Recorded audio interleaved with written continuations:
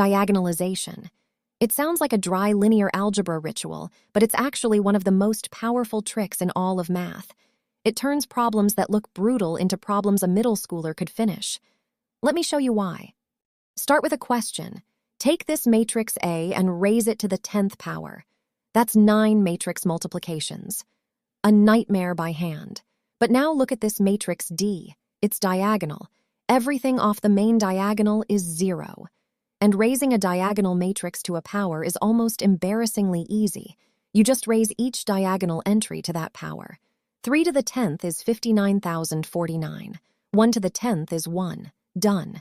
That's why diagonal matrices are magical. So here's the big idea. What if we could rewrite any matrix A as P times D times P inverse, where D is diagonal? Then watch what happens when we raise it to the 10th. All the middle P's and P inverses cancel in pairs, and we're left with P times D to the 10th times P inverse. All the hard work collapsed into D to the 10th, which we already know is free. That's diagonalization. We haven't changed what A does. We just looked at it in a basis where it's simple. Let's actually do one. Take A with 2 on the diagonal and 1 off diagonal. To diagonalize, we need eigenvalues and eigenvectors. The eigenvalues work out to 3 and 1. The eigenvectors are the special directions that A just stretches, without rotating. For eigenvalue 3, it's 1, 1. For eigenvalue 1, it's 1 minus 1. Now we build P by stacking those eigenvectors as columns, and D by putting the eigenvalues on the diagonal. And that's it. A equals PDP inverse. Now we cash in. A to the 10th equals P times D to the 10th times P inverse. D to the 10th is just 3 to the 10th and 1 to the 10th on the diagonal. 59,049 and 1. Multiply it all out, and A to the 10th is this clean matrix. 29,525 on the diagonal and 29,524 off it. What would have been 9 miserable multiplications became 1 exponentiation plus some bookkeeping. That's the whole point.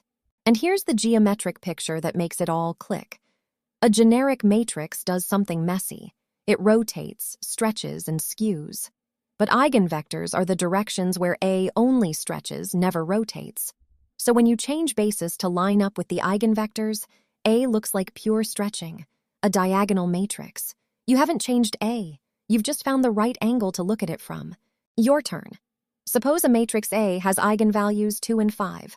What is the determinant of A cubed?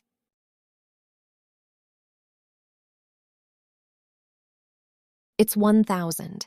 Here's why. The eigenvalues of A cubed are 2 cubed and 5 cubed, 8 and 125, and the determinant is just the product of the eigenvalues, 8 times 125, which is 1,000. Diagonalize. Compute in the easy basis. Then come back. That's the whole recipe. And it's how linear algebra quietly powers everything from Google's PageRank to quantum mechanics.